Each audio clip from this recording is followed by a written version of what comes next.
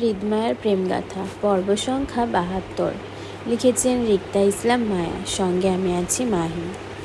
দুই পরিবারের যদি কারো হৃদের বিয়ে নিয়ে কোনো সমস্যা থাকে সেটাও হৃদ শুনতে যাবে না। তবে পরিবারের সবাই যদি তাদের বিয়ের সামাজিক আনুষ্ঠানিকতা চায় তাহলে এতে হৃদের কোনো সমস্যা নেই, করুক আয়োজন। কিন্তু শর্ত একটাই, তার বউ তার সাথেই থাকবে। খানবাড়ির বাহিরে হৃদের বউ কোথাও যাবে না, এমনকি মায়ার নিজের বাড়িতেও না।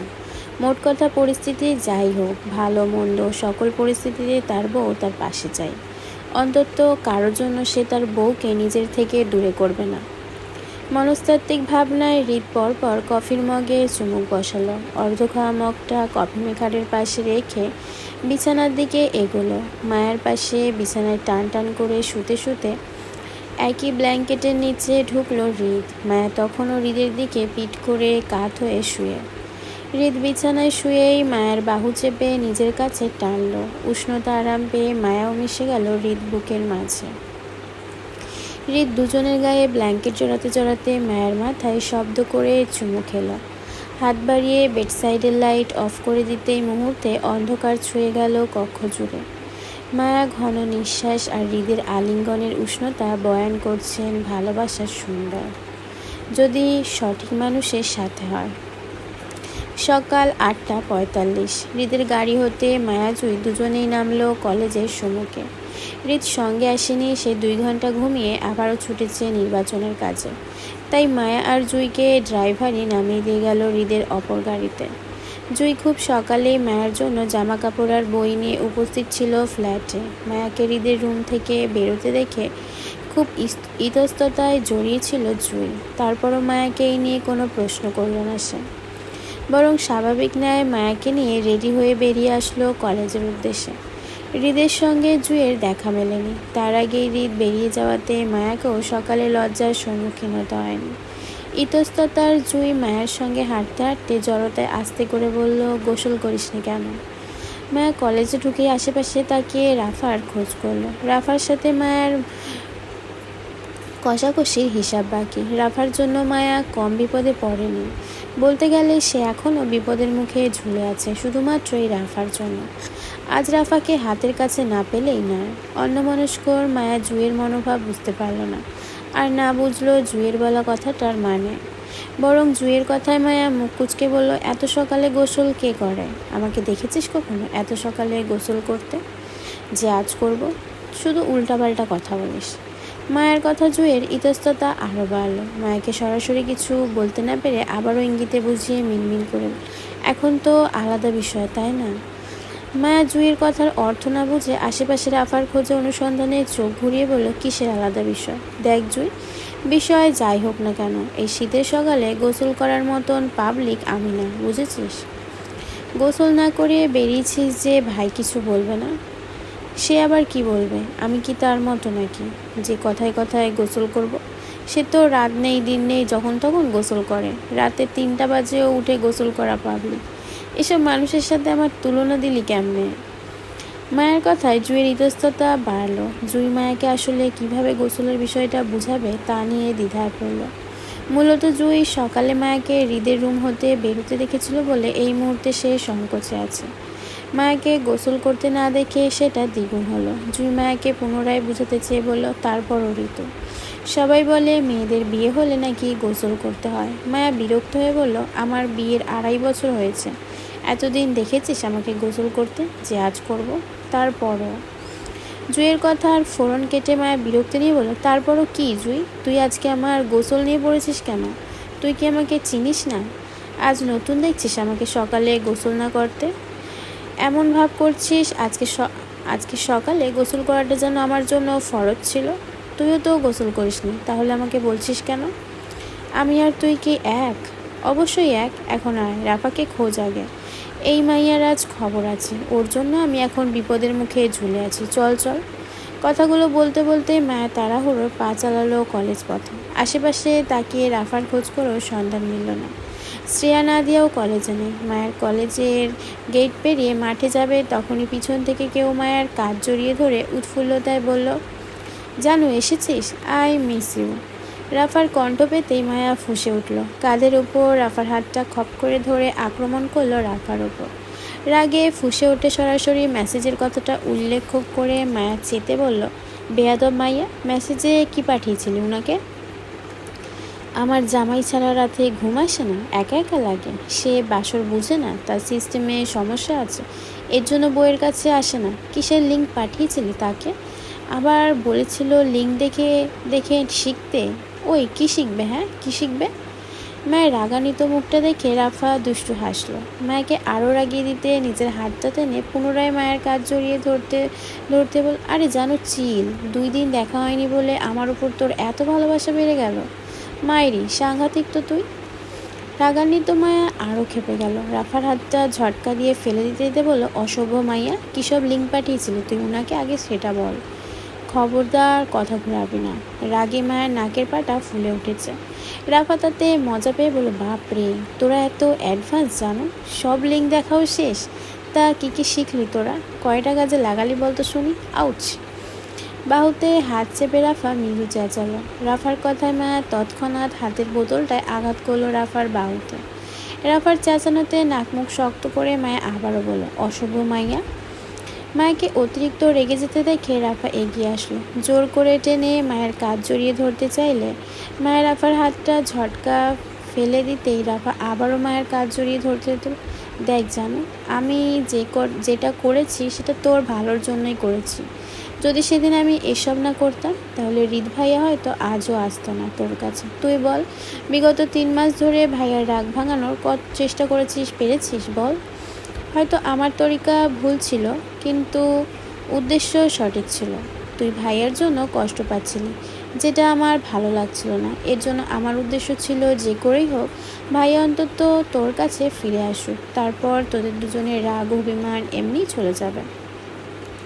রাফার কথায় মায়ার রাগ কমল। খানিকটা নমনীয় হয়ে মায়া বলল, তাই বলে এসব পাঠাবি? অন্য কিছু করতে? তুই তো কত কিছু করেছিস ভাইয়াকে ফিরাতে, কাজ হয়েছে বল? তাছাড়া তাছাড়া তখন এর থেকে বেটার অপশান আমার মাথায় আসেনি। ওই মুহূর্তে মনে হয়েছিল আমি যা করছি সেটাতেই ঠিক কাজ হবে, হয়েছেও তাই। ভাইয়া ঠিকই চলে আসলো তোর টানকে। রাফার কথায় মায়া গলে গেল। আসলেই মায়া বিগত 3 মাসে অনেক কিছু করেছে হৃদের অভিমান ভাঙাতে, যেটাতে মায়া ব্যর্থ হয়েছিল। তবে রাফা যা করেছে তাতে তরিকা ভুল হলেও সঠিক কাজ হয়েছে। হৃদকে চট্টগ্রাম ফেরাতে সক্ষম হয়েছে। তবে হৃদের কাছে মায়ার ইজ্জত শেষ। হৃদ ভাবছে মায়া এসব কিছু লিঙ্ক পাঠিয়েছে তাকে। এর জন্য তো হৃদ মায়ের সাথে অদ্ভুত অদ্ভুত ব্যবহার করছে। আর এখন তো সোজা বলে দিয়েছে মায়া হৃদকে ছাড়া অন্য কোথাও থাকতে পারবে না। বলতে গেলে রাফার কাছে মায়ের ভালো হয়েছে, আবার বিপদেও পড়েছে। ভালো হয়েছে কারণ মায়া সবসময় হৃদকে চোখের সামনে পাবে, আর বিপদের কথা মায়া কাউকে বলতে পারছে না যে মায়ের স্বামীর ওর সাথে কেমন কেমন কাজ করে বেড়াচ্ছে। উফ! এই পুরো বিষয়টাতে জুই বোকার মতন দাঁড়িয়ে। মূলত মায়ের রাগের কারণটা জুই বুঝতে পেরেই চুপ থাকলো। রাফা যে মায়ের সাথে উল্টাপাল্টা কিছু করেছে তার ধারণা জুইয়ের হয়েছিল আগেই, কিন্তু কাউকে কিছু বলল না। চঞ্চল রাফা মুহূর্তে মায়াকে নিজের দলে করে নিল। মায়া কাজ জড়িয়ে গলাগলির ভাবও হয়ে গেল। জুই সেই দিকে তাকিয়ে বিনোদন নেওয়ার মাঝেই কোথা থেকে আয়ান উপস্থিত হলো সেখানে। গলাকে সে সকলে মনোযোগ ভাঙতেই চমকে ওঠার মতন জুই পিছনে তাকাতে আয়ান এগিয়ে আসলো মায়ার দিকে। জুইকে ইগনোর করে মায়া রাফার সঙ্গে কুশলাদি বিনিময় করে আয়ান মায়াকে বলল, শুনলাম তোমার নাকি কলেজ ট্রান্সফার করাবে রিত। মায়া মাথা নাড়িয়ে সম্মতি দিতে বলল, উনি তো তাই বলল। আয়ান ভ্রু রুচিয়ে জানতে চাইল, তোমার তাতে অসম্মতি আছে? মায়া মাথা নাড়িয়ে অসম্মতি দিতেই আয়ান সুন্দর হেসে বলল, রিত তোমাকে নিয়ে খুব সেন্সিটিভ মায়া, তোমার ব্যাপারে কারো ইন্টারফেয়ারেন্স পছন্দ করে না। ও সেটা বলে সেটা শুনে যাও মায়া। ও সেটা বলে সেটা শুনে যাও মায়া। তোমার উপর আশা সকল বিপদের মোকাবেলা হৃদ একাই সামলে নেবে। তুমি শুধু ওর হয়ে থাকো, বাকিটা ও সামলে নেবে। আয়নের কথায় মায়া আবারও মাথা কাত করে সম্মতি দিতে আয়ন অল্প হাসল। ফের মায়ের উদ্দেশ্যে বলল, তাহলে তোমরা ক্লাসে যাও মায়া, আমি জুইকে সঙ্গে নিয়ে যাচ্ছি। আয়নের কথায় জুই চুপ রইল। আয়ন বলেছিল জুইকে বিকালে দেখা করতে, কিন্তু তার আগে যে সকাল সকাল দেখা করতে আয়ন চলে আসবে তা বুঝেনি জুই। মায়া আয়নের কথায় পাল্টা প্রশ্ন করে জানতে চাইল, কেন ভাইয়া? একটু কাজ আছে যেটা জুইকে ছাড়া সম্পূর্ণ হবে না। ও ক্লাস করবে না? আজ করবে না। আচ্ছা। মায়া আবারও ঘাড় কাত করে সম্মতিতে দিতে দিতে রাফাকে নিয়ে চলে যেতেই জুই ইতস্তত বোধ করলো আয়নের সম্মুখে দাঁড়িয়ে।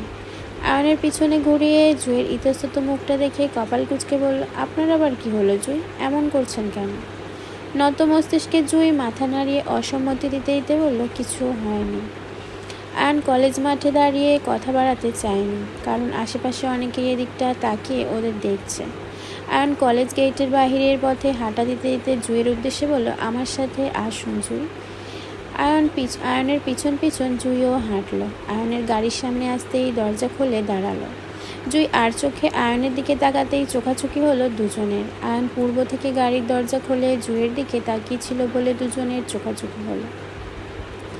ইতস্তত জুই লজ্জায় দ্রুত গাড়িতে উঠে বসতেই আয়ন ড্রাইভিং সিটে গিয়ে বসলো। গাড়ি স্টার্ট করতে করতে আয়ন বলল, আপনার বান্ধবী নাদিয়া কোথায় জুই? আজ আসেনি? আয়নের ছোট কথাটা যথেষ্ট ছিল জুইয়ের মুড সুইংয়ের জন্য।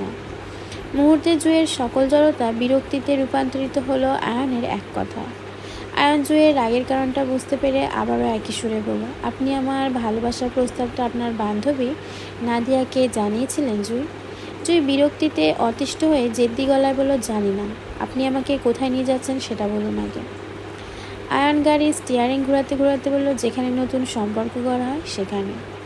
আয়নের কথার মানে জুই বুঝতে না পেরে বলল, মানে আজকে আমার বিয়ে, সেজন্য আপনাকে নিয়ে যাচ্ছি সাক্ষী হতে।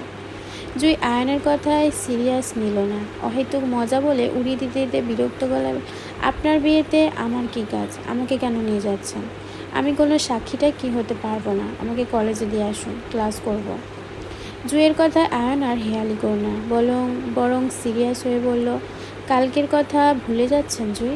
আপনি তো আমাকে কাল ওয়াদা করেছিলেন যে আমি যা চাইবো আপনি তাই আমাকে দিবেন, তাহলে আজ কেন নিজের কথার খেলাপ করছেন? আয়নের কথা জুই শান্ত হতে হতে বলল, আমি কথা খেলাপ করছি না। আমাদের রক্তেই নেই কথা দিয়ে কথা খেলাপ করাটা। আপনি বলুন আপনার কি চাই? আয়ন সরাসরি আবদার করে বলল, আপনাকে চাই জুই। জুই শকড হওয়ার মতন করে বলল, মানে? আয়ন জুইকে সরাসরি বিয়ের প্রস্তাব দিয়ে বলল, আমি আপনাকে আজ বিয়ে করতে চাই, করবেন আমাকে বিয়ে? অসম্ভব। জুইয়ের অসম্মতি আয়ন শান্ত কণ্ঠে বলল, আমার হয়ে যান জুই, সারা জীবন আগলিয়ে রাখবো আপনাকে। যদি আজ আমাকে ফিরিয়ে দেন তাহলে লাইফে আপনি কখনো তৃতীয় চান্স পাবেন না আমার জীবনে ফিরে আসা। আমি অনেক কিছু চিন্তা ভাবনা করে দুজনের জন্য এই ডিসিশন নিয়েছি জুই। আমাকে খালি হাতে ফেরাবেন না, বাকিদের সামলে নেওয়ার দায়িত্ব আমার। আপনি শুধু হ্যাঁ বলুন। আয়নের কথায় যেন জুইয়ের মাথায় আকাশ ভেঙে পড়ার মতন চাপ পড়ছে। খালি মস্তিষ্ক ধপধপ করছে আয়নের কথাগুলো। জুই কিছু বুঝে না বুঝে শুধু আয়নকে না করে যাচ্ছে একের পর এক অসম্ভব। জুইয়ের না করার সঙ্গে সঙ্গে গাড়িটি থামলো একটা কাজী অফিসের সামনে। কলেজ থেকে মাত্র 10 মিনিট দূরে কাজী অফিসটি, আর সেখানে অনেকেই দাঁড়িয়ে। রাদীপকে দেখা গেল হাতে দুটো বরমালা নিয়ে আয়ন জুইয়ের অপেক্ষা করছে উৎফুল্লতায়। সঙ্গে 4টি মেয়ে আর 7-8 জনের মতন দামড়া ছেলে দাঁড়িয়ে একত্রে। আয়নের গাড়িটি থামতে সকলে হইচই করে দিকটায় এগিয়ে আসতে চাইলে আয়ন গাড়িতে বসা অবস্থা হাতে ইশারায় সবাইকে থামতে বলল। সকলে থেমে যেতে আয়ন দীর্ঘশ্বাস নিজের মধ্যে টেনে আস্তে ধীরে বলল, আপনার হাতে 1 ঘন্টার মতন সময় আছে জুই। 1 ঘন্টা ভেবেচিন্তে তারপর উত্তরটা দিবেন আশা করছি। এখন থেকে হয় আপনার সাথে আমার নতুন যাত্রা শুরু হবে, নয়তো এখানে সব কিছুর ইতি ঘটবে। এখন বাকি সম্পূর্ণটা আপনার হাতে, এতে আমি জোর করব না। তবে একটা কথা মাথায় রাখবেন জুই, আজ আমি এখান থেকে খালি হাতে ফিরে গেলে সোজা বিয়ে করে নিব পারিবারিক পছন্দের মেয়েকে। আমার দেখা আপনি কখনোই পাবেন না। আপনি যদি রাজি থাকেন তাহলে গাড়ি থেকে নেমে দাঁড়াবেন, মেয়েরা এসে আপনাকে নিয়ে যাবে। অসম্মতি হলে সমস্যা নেই, গাড়ি থেকে নামার প্রয়োজন নেই, আমি বুঝে নেব আপনি বিয়েতে রাজি নন। কথাটা বলে আয়ন গাড়ি থেকে নেমে চলে গেল নিজের বন্ধুদের উদ্দেশ্যে। জুই অশ্রুসিক্ত চোখ ঠোঁট কামড়িয়ে কাজী অফিসের দিকে তাকালো। এই মুহূর্তে জুঁইয়ের কি কি ডিসিশন নেওয়া উচিত বুঝতে না পেরে দুহাতে মুখ ঢেকে ফোঁপাতে লাগলো কান্নায়। মায়ার পরিস্থিতির শিকার হয়ে পরিবারকে না জানিয়ে বিয়ে করেছে বলে এটা নিয়ে কত কিছু হচ্ছে। ওদের পরিবারের মানুষজন জানলে কি হবে সেই ভয়েও আছে ওরা। এমন একটা পরিস্থিতিতে আয়ন কিভাবে জুঁইকেও এনে দাঁড় করালো? জুঁইয়ের এখন কি করার উচিত? আয়নকে ফিরিয়ে দেয়া নাকি গ্রহণ করা উচিত? আয়নকে আজ ফিরিয়ে দিলে চিরতরে জুঁই আয়নকে হারাবে। বারবার আয়ন আসবে না জুঁইয়ের কাছে ভালোবাসার দাবি নিয়ে ছোট হতে। আবার আয়নকে গ্রহণ করে যদি এই মুহূর্তে বিয়ে করে নেয় তাহলে ওর পরিবারের সঙ্গে আবারও বড় ধরনের ধোঁকাধড়ি করা হবে, যেটা জুঁইয়ের দ্বারা কখনোই সম্ভব নয়।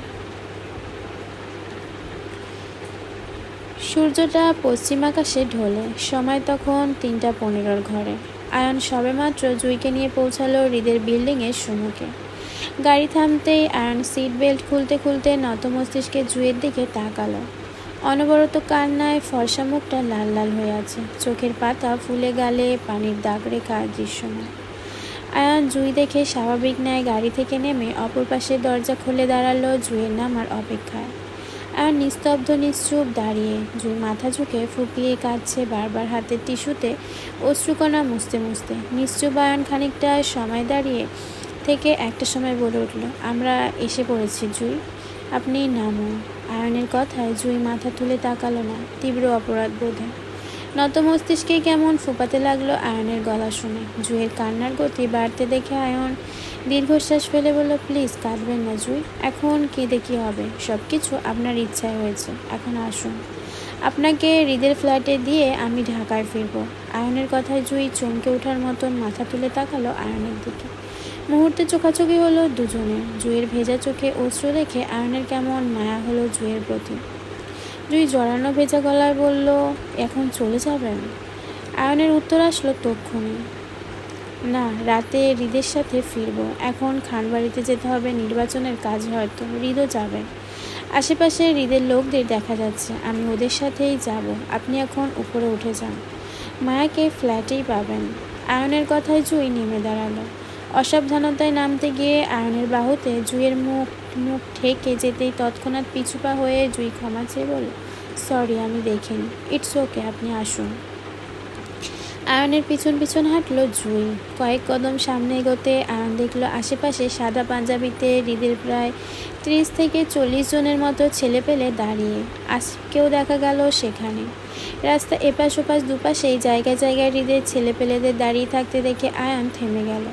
যেহেতু আশেপাশে হৃদের ছেলেপেলে উপস্থিতি আছে, তার মানে হৃদকেও এখানে কোথাও পাওয়া যাবে। আয়ন জুঁইকে মায়ের সঙ্গে ফ্ল্যাটে দিয়ে সে আবার নিচে নেমে যাবে বলে এমনটা চিন্তা করে উপরে উঠতে গেলে তক্ষুনি হাঁক ছেড়ে ডাকলো হৃদের এক ছেলে। আয়নকে চিনতে পেরে চিৎকার করে বলল সে, আয়ন ভাই, উপরে কেউ নাই, ভাই ভাবি নিচেই আছে, ফ্ল্যাট তালা, আপনি ভাইকে সামনে পাবেন।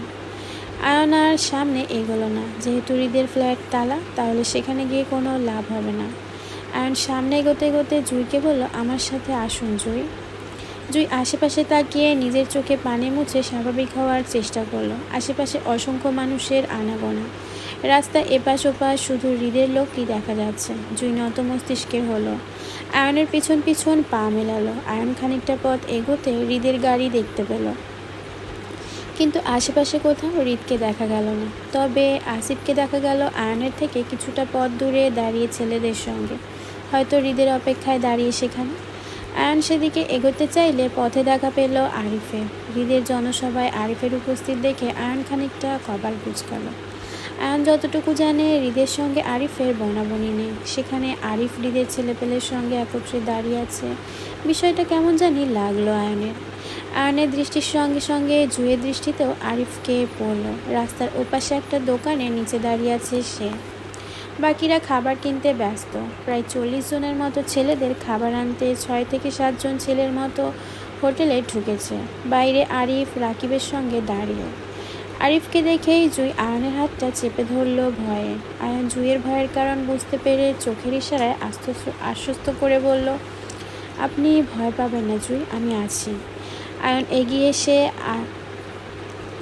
আসিফের সঙ্গে দেখা করে জুঁইকে একটা চেয়ারে বসালো। আসিফকে জুঁইয়ের জিম্মাদার বানিয়ে জুঁই খোলা ছাতার নিচে বসলো জড়সড় হয়ে। একজন ছেলেকে দিয়ে জুঁইয়ের জন্য খাবার অর্ডার করে আয়ন এগোলো রাস্তার অপর পাশে আরিফের উদ্দেশ্যে। আয়নের কিছু কথা বলা বাকি। কথা বলতে আরিফের পারিবারিক মনোভাব বুঝতে চাইছে। যেহেতু মায়ের বিয়েটা এখনও প্রকাশ্যে সবার সামনে আছে, তাহলে আরিফের পরিবার মায়ের বিয়েটা কেন মেনে নিচ্ছে না, সেটাই মূলত আয়ন জানতে চায়। আয়নকে আসতে দেখে আরিফ নিজ থেকে এগিয়ে আসলো আয়নের দিকে, হাত বাড়িয়ে হাসি মুখে কুশলাদি বিনিময়ের বলল, আসসালামু আলাইকুম ভাইয়া। আয়ন হাত মিলিয়ে একই উৎফুল্লতে হাসি মুখে উত্তর দিতে দিতে বলল, ওয়ালাইকুম আসসালাম। কেমন আছো আরিফ? এই তো ভাই, আলহামদুলিল্লাহ আছি আপনাদের দোয়ায়। আপনি কেমন আছেন? আলহামদুলিল্লাহ, আল্লাহ রাখছে। তা তোমরা এখানে কি করো? কথা বলতে বলতে আয়ন রাকিবের সঙ্গেও হাত মিলালো। আরিফ উত্তর দিয়ে বলল, নিহাল আঙ্কেল কল দিয়েছিল ওনাদের বাড়িতে যেতে।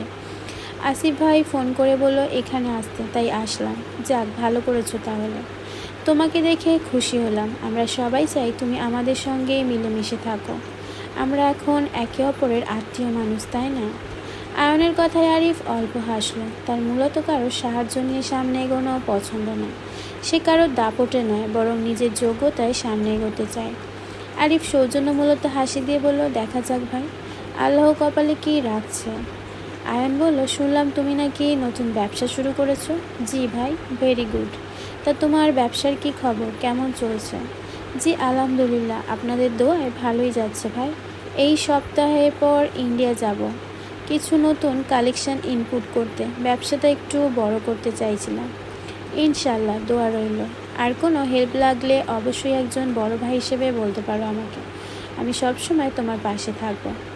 আয়নের মনোভাব বুঝতে পেরে আরিফ হেসে বলল, কি ব্যাপার ভাই, আপনিও কি আত্মীয়তা সম্পর্ক রক্ষা করার মুডে আছে নাকি? আরিফের কথায় আয়ন পাল্টা প্রশ্ন করে বলল, তোমার কি মতামত? আত্মীয়তা সম্পর্ক রক্ষা করবো না বলছো?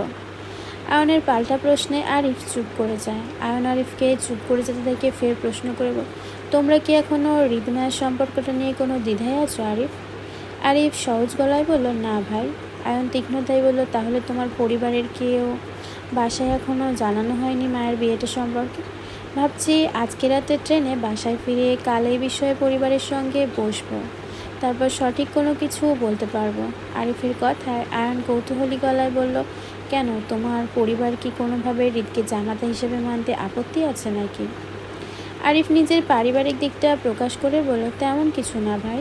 আসলে আমরা মায়ের বিয়ে চেয়ারম্যান পরিবারে ঠিক করে রেখেছিলাম। আমার আব্বু চাচুরা অনেক স্ট্রিক্ট আর জবানদারি মানুষ। ওনারা মায়ের বিয়ের ওয়াদা করেছিল চেয়ারম্যান পরিবারের সঙ্গে, সেজন্য এটা নিয়ে একটু টেনশনে আছে আর কি, বাকি কিছু না। আয়ন ফের প্রশ্ন করে বলল, তোমার পরিবার যদি মায়ের বিয়েটা নিয়ে আপত্তি জানায়?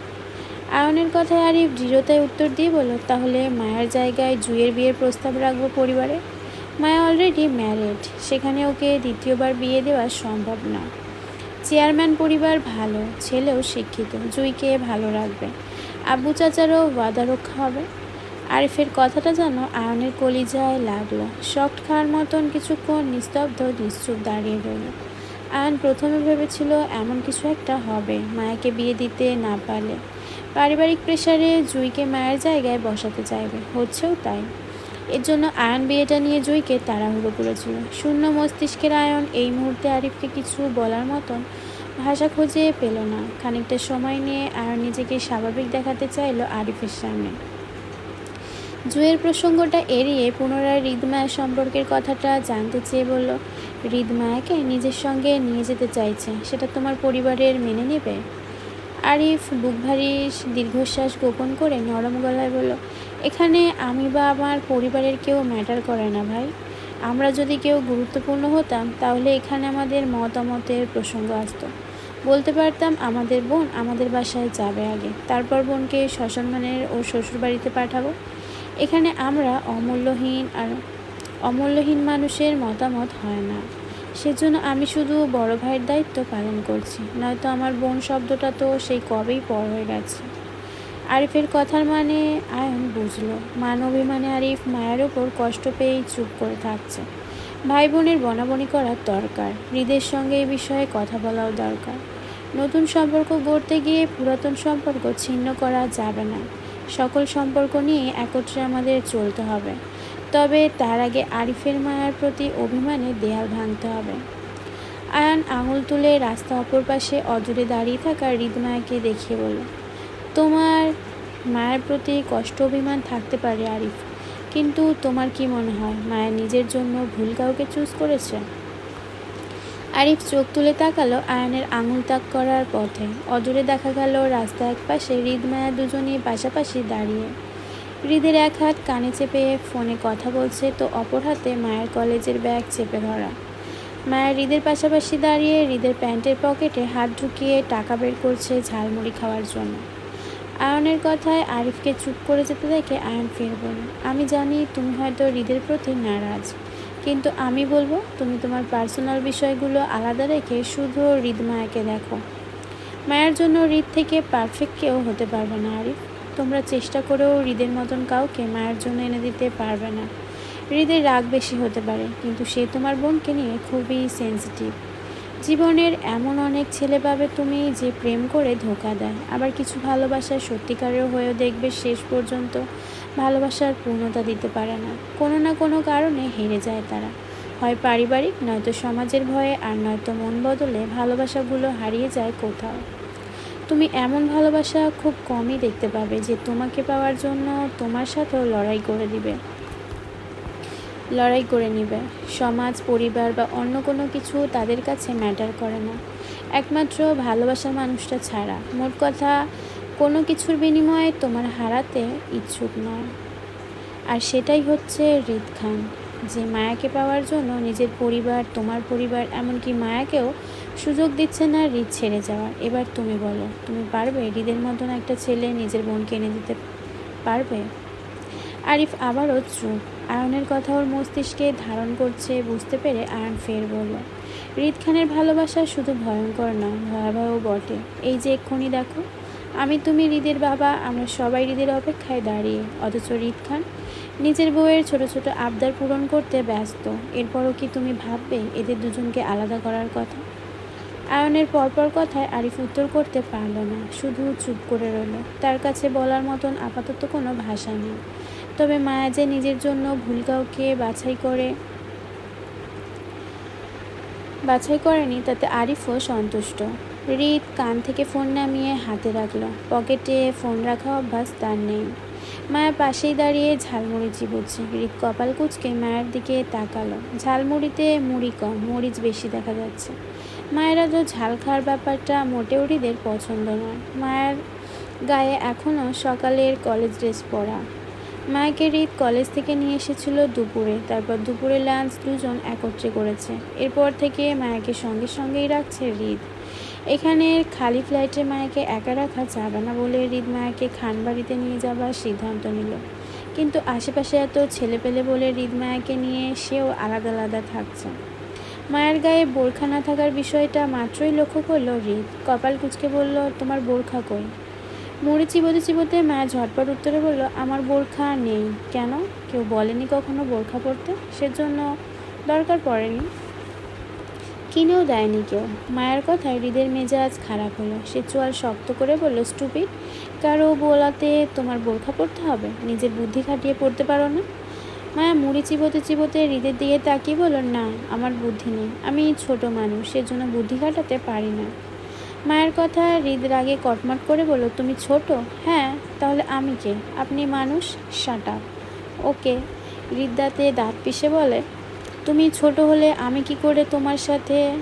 স্বামী তো আরও 2.5 বছর আগেই জুটাইছ, তাহলে বুদ্ধি করে বোরখা পরতে পারো না? হৃদকে রেগে যেতে দেখে মায়া খাওয়া থামিয়ে গাল ফুলিয়ে বলল, রাগ করছেন কেন? কেউ আমাকে কখনো বোরকার কথা বলেনি, সেজন্য পড়া হয়নি। আপনি বললে অবশ্যই পরব। আমি তো আপনার সব কথা শুনি, তাই না? মায়ের গাল ফুলানো কথায় মুহূর্তে হৃদের সব রাগ নেমে গেল। মন মস্তিষ্ক শীতল হলো মায়ের কথা। হঠাৎ করে অজানা কারণে মায়ের প্রতি খুব মায়া হলো হৃদের। মনে হচ্ছে দুজনের শেষ দেখা এটা। যদি হৃদ এসবে বিশ্বাসী নয়, তারপরও হৃদ হাত বাড়িয়ে মায়ের মাথায় হাত রাখলো পরম যত্নে। পরপর মায়ের মাথায় হাত বুলিয়ে বলল, আমার হয়ে থাকবে তো সারা জীবন? মায়া মিহি গলায় উত্তর করলো, তক্ষুনি বলল, আমি তো আপনারই। আমি না থাকলে আমার হয়ে থাকবে তো? হৃদের কথাটা মায়া পছন্দ হয়নি। হৃদ ছাড়া মায়ের অস্তিত্ব শূন্য। তাই মায়া কেমন জেদি সুরে উত্তরে বলল, আপনি না থাকলে আমিও নেই। আপনি আছেন বলেই আমি আছি। আপনি আমাকে ছাড়া কোথাও যাবেন না, আমি থাকতে পারবো না। মায়ের কথায় হৃদের মন শান্ত হলো। হৃদ মায়াকে আশ্বস্ত করে বলল, কোথাও যাচ্ছি না বউ, এই তো আছি আমি। হৃদ মায়ের মাথা থেকে হাত নামাতে নামাতে পুনরায় হাতের ফোনটা বেজে উঠতে হৃদ ফোনের দিকে এক পলক তাকিয়ে ফের মায়ের দিকে তাকালো। মায়ের দিকে তাকিয়ে বলল, আর কিছু খাবে তুমি? মায়া মাথা নাড়িয়ে সম্মতি দিতে হৃদ বলল, আচ্ছা তাহলে তুমি এখানে দাঁড়িয়ে খাও, আমি কলটা অ্যাটেন্ড করে আসছি, কেমন? মায়া মাথা নাড়িয়ে সম্মতি দিয়ে বলল, আচ্ছা।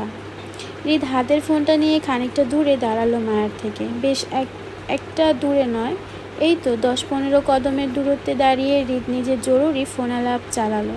সাথে সতর্কতা অবলম্বন করে ফুটপাতের খানিকটা পাশ ঘেঁষে দাঁড়ালো। সামনে দিয়ে রিক্সা, অটোরিক্সা বা প্রাইভেট কারে যাতায়াত চলছে পরপর। সব কিছুই ঠিকঠাক স্বাভাবিক। আশেপাশে হৃদের ছেলেপেলে আনাগোনা। মায়া ঝালমুড়ি চিবোচ্ছে আর আয়ান, আরিফ সহ বাকি ছেলেদের নিয়ে রাস্তা পার হচ্ছে, হাতে সকলের জন্য খাবার প্যাকেট নিয়ে। এমন তো অবস্থায় বিকট শব্দে সব কিছু যেন থমকে দাঁড়ালো। এক মুহূর্তের জন্য উপস্থিত কেউ বুঝলো না কি হয়েছে আসলে। 2-3 সেকেন্ডের মধ্যে মায়ের গর্জন ফাটানো চিৎকারের মন্ত্র হলো সব কিছু। চোখে পলকে মায়ের হাতে ঝালমুড়ি আর হৃদের ফোন দুটোই রাস্তায় ছড়িয়ে ছিটিয়ে পড়লো এলোমেলোভাবে। তার সঙ্গে সঙ্গে হৃদের নিতন্ত দেহটা চলন্ত ট্রাকের সঙ্গে বাড়ি হয়ে লুটিয়ে পড়ল রাস্তায়। মুহূর্তের মাঝে তরল তাজা রক্ত ভেসে গেল রাস্তা। গড়গড় করে ভেসে গেল সব কিছু। হৃদের নিঃশ্বাস তখনও থেমে থেমে চলছিল। চোখের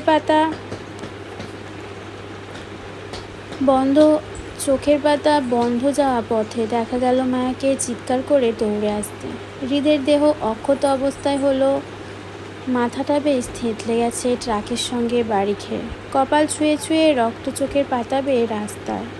সব কিছু কেমন নিস্তব্ধ আর নিশ্চুপ লাগছে হৃদের কাছে। অথচ চারপাশে কেমন শোরগোল আর অস্থির উত্তেজিত পরিবেশ হয়ে উঠল হৃদের অ্যাক্সিডেন্টে। চারপাশে হৃদের ছড়িয়ে ছিটিয়ে থাকা ছেলেপেলে মাঝে মুহূর্তে দৌড়াদৌড়ি আর অস্থির উত্তেজনা দেখা চিৎকার শোনা গেল। সকলের মুখে ভাইয়ের স্বর চিৎকারের কম্পিত পরিবেশ।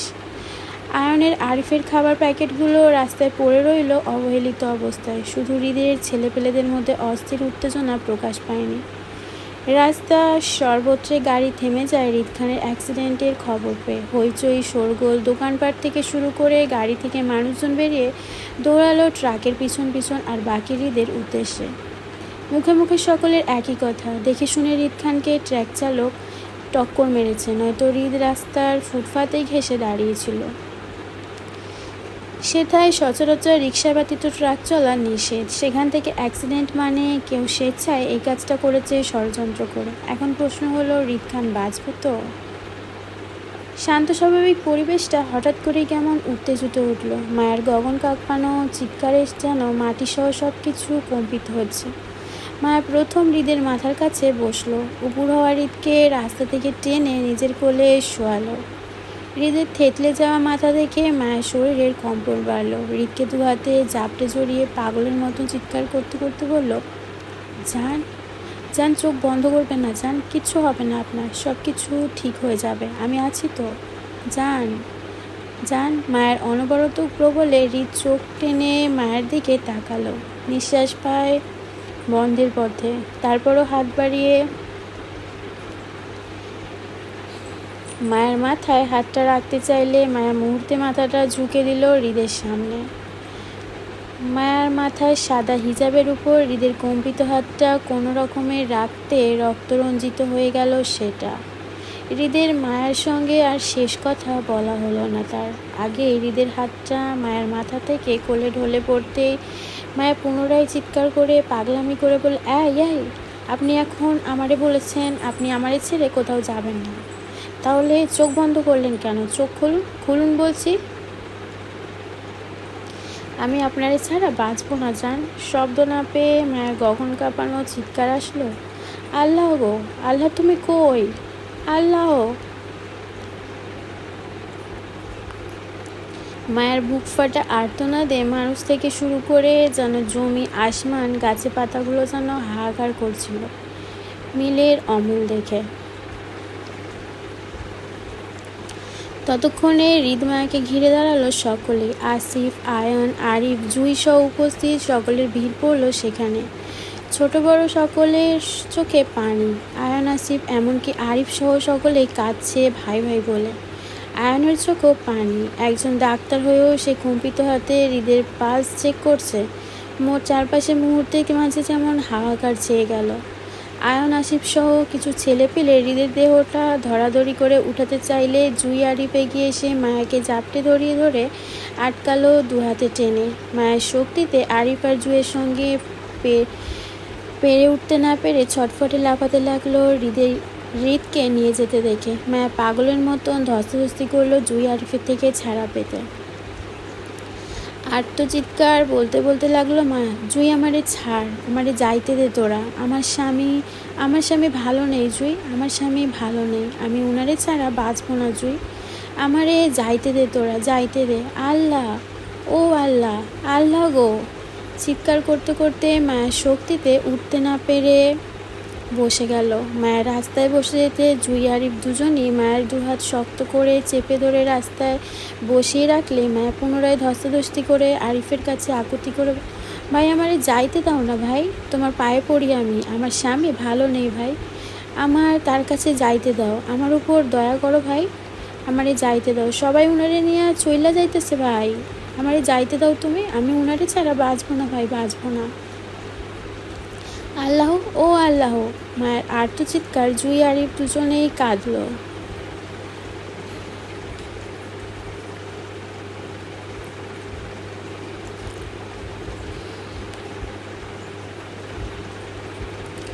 তারপরও মায়াকে ছাড়ল না। এখানে অসংখ্য ছেলেদের মাঝে মায়া কোথায় যাবে? তাছাড়া হৃদের এই কন্ডিশনাল মায়ের থাকা ঠিক হবে না, কারণ রোগীর কাছে চিৎকার করা ঠিক না। তাছাড়া মায়ের যে অবস্থা দেখা যাচ্ছে, সে হৃদের ক্ষতি না করলেও নিজের ক্ষতি করে ফেলবে পাগলামি করতে করতে। তাই আপাতত মায়াকে হৃদের থেকে দূরে রাখতে আরিফ জুই মায়াকে আটকে রাখলো। হৃদকে হসপিটালাইজ করলে না হয় তখন আরিফ মায়াকে নিয়ে যাবে দেখতে। হৃদের দেহটাকে সকলে দৌড়াদৌড়ি করে গাড়িতে উঠাতে দেখে মায়া ফের গর্জে চিৎকার করে, আল্লাহকে, আল্লাহ, ও আল্লাহ তুমি কই, আল্লাহ তুই কই, তুমি সহায় হও তার, আল্লাহ। বলতে বলতে মায়া জ্ঞান হারিয়ে ঢলে পড়ল আরিফের কোলে। মায়ের সাদা ড্রেস হৃদের তাজা রক্তে লাল লাল হয়ে আছে, মাথা থেকে পা পর্যন্ত। হৃদের গাড়ি নিয়ে যেতে রাস্তার মানুষজন মায়াকে ঘিরে ভিড় জমালো গুঞ্জন করতে করতে।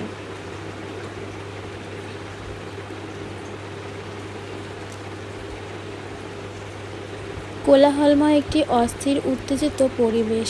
দিনের শেষে সন্ধ্যার আবেশ ধরণী জুড়ে। সময়টা প্রায় 6:30 ঘরে। অবস্থান চট্টগ্রাম মেডিকেল হসপিটাল। হৃদের অ্যাক্সিডেন্ট হয়েছিল প্রায় 4টে নাগাদ। বিগত 2.5 ঘন্টা যাবৎ হৃদকে নিয়ে ওটিতে ডক্টররা, এমার্জেন্সি চলছে। সেখানে উপস্থিত আয়ান নিজেও প্রফেশনাল ডাক্তার হয়েও আজ তার বুক হাত উভয়ই কাঁপছে হৃদকে সোজাসাই দেখে। আয়নের দেখা এই প্রথম হৃদখা নিস্তব্ধ আর নিশ্চুপ শুয়ে আছে, মাথা এক পাশ থেতলে যাওয়ায় সেখানটা ট্রিটমেন্ট চলছে। আয়ান প্রফেশনাল ডাক্তার হয়েও সে বুঝতে পারছে না এসব চিকিৎসা হৃদের তেমন কাজ দেবে না। হৃদের শ্বাস খুবই ধীর গতিতে ফেলছে, বলতে গেলে থেমে থেমে। মস্তিষ্কে আঘাত পেয়েছে ভীষণ, সেজন্য শরীর রেসপন্স করছে না। মৃত্যু দেহের নয়, নেতিয়ে হৃদের শক্তপোক্ত শরীরটা। রিপোর্টে শেষে অ্যাক্সিডেন্টের ফলে হৃদের মস্তিষ্কে রক্তক্ষরণ হয়েছে বেশ, যার জন্য হৃদের নাক কান উভয় পথে রক্ত ঝরেছে। মস্তিষ্কে রক্ত জমাট বাঁধার কারণে এটা হৃদকে কোমায় নিয়ে যাওয়ার চান্স বেশি। আয়নের 2 চোখ সিক্ত হলো নোনা জলে। সে ইতিমধ্যে হৃদের সকল রিপোর্ট দেখেছে। সেখানে স্পষ্ট লেখা পেশেন্টের লাইফ চান্স 10%, যার জন্য আয়নের বুক কাঁপছে হৃদের বর্তমান পরিস্থিতির কথা ভেবে। অসহায় হাহাকার বুকে দুহাতে মুঠো হয়ে হৃদের হাতটা চেপে ডাক্তারের সঙ্গে ওটিতে দাঁড়িয়ে। সে নিজে ডাক্তার হয়েও হৃদকে চিকিৎসা করার মতন শক্ত মনোবল আয়নের এই মুহূর্তে নেই। তার চেয়ে যেটা আয়নকে বেশি ঘায়াল করছে সেটা হলো হৃদের বর্তমান পরিস্থিতি অনুযায়ী সঠিক চিকিৎসা বাংলাদেশে সম্ভব না।